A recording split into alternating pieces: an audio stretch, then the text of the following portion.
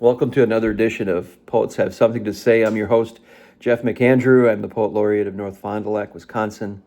Now, poetry has always found inventive ways, very inventive ways, to describe the world around us. Sometimes a poet chooses a direct path, and sometimes a poet takes the scenic route. And what do I mean by that? Using metaphor, imagery, and imaginative language to transform the familiar into something fresh and inspiring. And one of the oldest and most fascinating examples of this poetic creativity is called the kenning. It originates in the Old Norse and the Anglo-Saxon poetry. Kennings are compound expressions that replace ordinary nouns with vivid and maybe unexpected descriptions. Fascinating. And a ship becomes a wave horse, and a sea becomes a whale road. Today, we're joined by writer Josiah Zabel. He is highly interested, has researched Kennings and has written several Kennings, which we'll share during the show. Josiah and I will explore the art and history of Kennings. Welcome to the show, Josiah Zabel. Thank you for having me on. Nice to know that there's other people who are interested in this. Absolutely. You want me to open with one, correct? Sure, that would be wonderful. Can you open with a short kenning? Yes, right here. I've got one right here. The wave reaper who brings in the lake silver, the earthman and labor sharer, patient crafters of the milk sun, the hunter of the forest crown and the beast tamer, all together make the feast. Wow, that would just went a little bit too far, right beyond me. So can you break that down and tell us what that means? Sure. As like you said, kennings are kind of turning these simple, ordinary things into metaphorical, kind of more poetic descriptions of things. So Right. a wave reaper is a fisherman, harvesting the waves, harvesting water. Right. Lake silver being fish, Mm-hmm. silver scales, that sort of thing. Earthman is a farmer. Labor sharer, person who shares in the labor of the farm, is his wife. Mm-hmm. Patient crafters of milk sun, yellow cheese. Hunter the forest crown. Forest crown is I invented that one for deer. Antlers being sort of crown. Oh, wow. Yeah, I didn't think of that. And yeast tamers. What's beer made of? Okay. That makes sense. Wow. So tell us a bit on you've done, and what's very impressive when you're a member of our Wordsmiths Writers Club for probably 11 years here, or 12. What impresses me about your writing is, number one, you're fantastic with dialogue and describing the scene. And Kennings take it one step further, right? Kennings are this extremely fascinating way to describe. Talk to us about how Kennings might be integrated into your short stories, I guess, number one. And then after that, I want to get into the history that you research. I think it's fascinating. But just simply, I guess it's not a simple question, but how would one integrate Kennings into, say, short stories?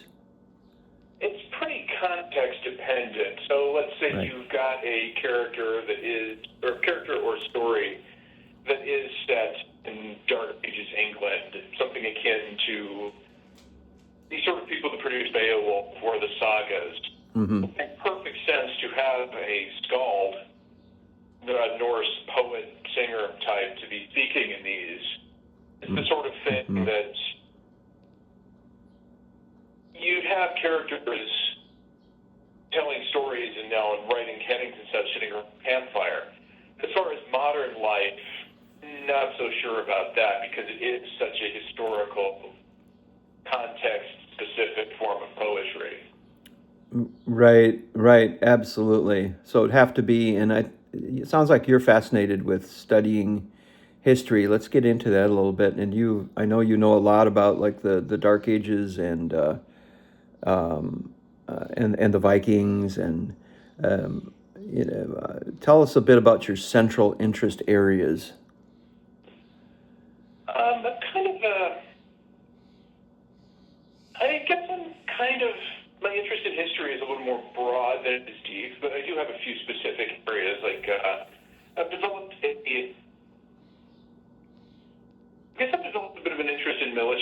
history because of growing up with a family that is big into aviation and big into that sort of thing. Right. But as far as just medieval history in general, because of the fact that we are a very young nation in comparison. When you've got nations whose histories go back 1,000+ years, 3,000 if you look at the Middle East. Right. But knowing how little history we have, relatively speaking, it's kind of a motivation to learn where our ancestors came from. Right. And knowing that you don't know everything is part of being an intelligent person, and I'd like to think I am. Yeah, you are, definitely. At the same time, knowing that you can't know everything is motivation to try to learn more.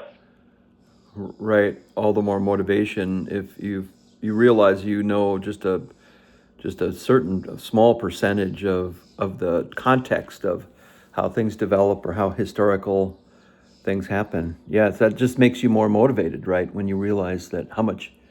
There's a saying there is somewhere where somebody famous said something about what you don't know. The real smart person knows what they don't know, right?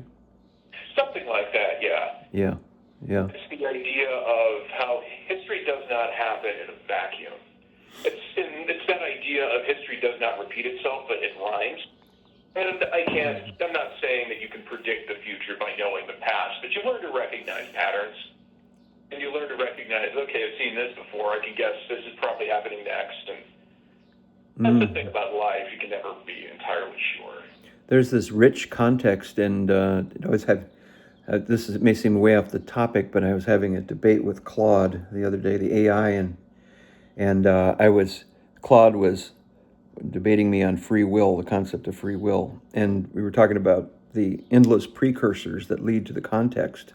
That seemed to be analogous here, that in history there are these endless precursors that are just fascinating to study.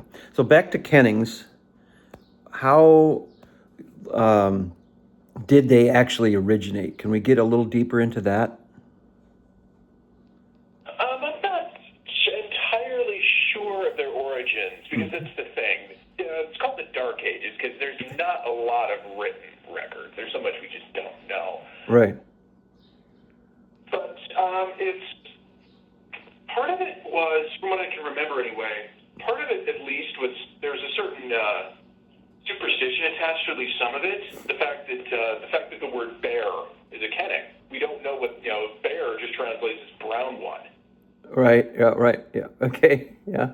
And how it's like you do not want to bring misfortune upon yourself by actually naming some terrible thing. So you find the poetic way of describing it. Everyone knows what you're talking about, but you're trying to avoid its attention. And plus, I'd imagine it as sitting around a campfire in a Scandinavian winter. And what else do you have to do? You just tell stories, and you start to get a little creative. So how would you say? Let's say you were giving a presentation on Kennings to a group of people. How would you, if somebody raises their hand and says, "Hey, I want to know the difference between the metaphors and similes that are used in poetry and these Kennings. I mean, aren't you just talking about metaphor? I mean, how would you describe and differentiate that?"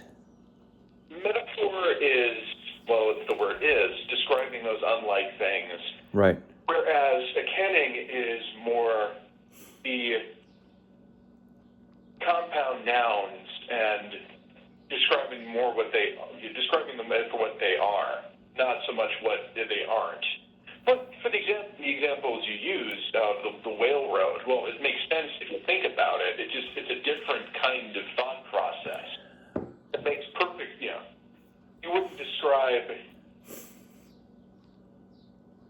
You would not describe a storm cloud as,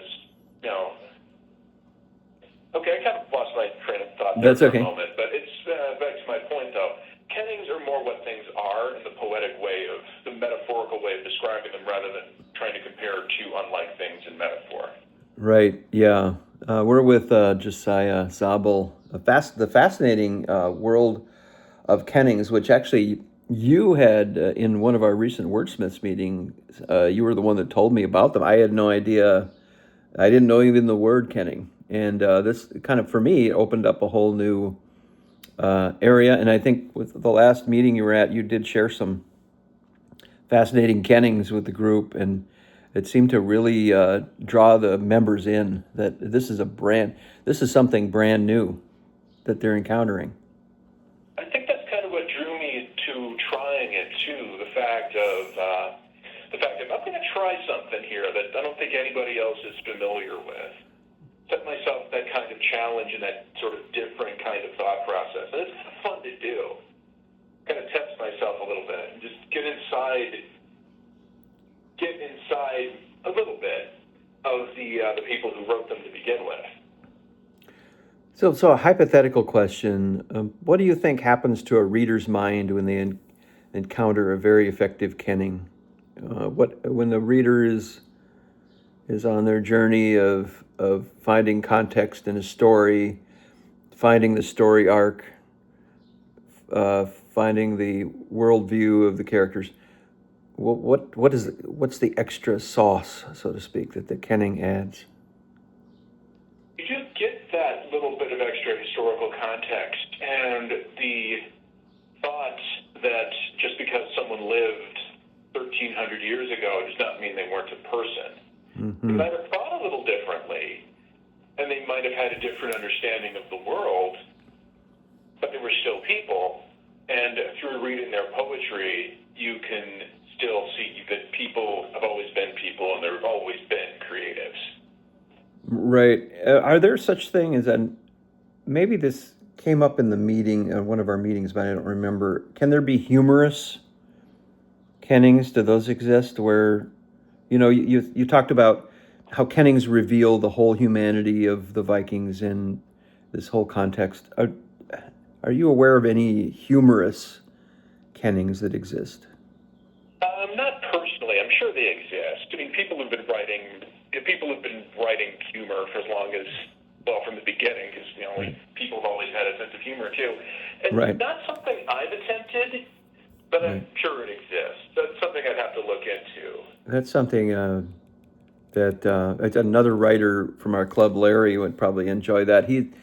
Larry is, I don't know if you were at the last meeting, but Larry is venturing now into writing comedy. And it's fascinating for him because it's a brand new way of writing. In a similar way, getting back to Kennings, that Kennings can kind of shift. There's like a shift that can happen in your writing, right? When you work Kennings in, and I guess secondly, how much have you worked Kennings into your own writing? Not a lot, because it's if I'm writing Kennings, it's because I'm writing Kennings for a very specific form of poetry. There was a project. First thing I really attempted with it was trying to sort of write that familiar Christmas story from Luke 2 in the style of Norse poetry. So I'm kind of playing with some of those ideas and just taking something I'm very familiar with and trying to rewrite it a little bit to make it a very different art style but still somewhat familiar. That's I would hope that you share that at our next meeting. That sounds really cool. Yeah, I can. I've got it saved. I can pass that along. That's fantastic. And for those of us just taking a little bit of a divergence here, again, we're with Josiah Zabel, writer from Fond du Lac area. At the Wordsmiths Writers Club, I find very valuable, and we've been going for 12 years now, hard to believe, right? 12th year in September. And I find it very valuable to bounce ideas off other writers. And what I like about the Wordsmiths is we're constructive and positive encouragement. What do you put you on the spot here a little bit, Josiah? What do you find valuable about the Writers Club in North Fond du Lac? Much the same things. It's created we tend to be a little more introverted, a little more isolationist. If that Yeah. might be the wrong word. No, yeah, I think that's pretty much on, yeah, actually. Okay. Continue, I'm sorry, I interrupted you there. Yeah, we tend to get lost in our own heads, and we tend to be our own biggest critics. But a group like the Wordsmiths, where we are hanging out with other writers and bouncing ideas off each other, we kind of all need that. Plus, there's nothing wrong with collaborating, and there's nothing wrong with looking at things in a different way, whether it be someone else's work or having someone else's opinions on your work. Because it's easy to... It's also easy when you are working on something, you don't see things after you've looked at it for the dozenth time. Mm-hmm.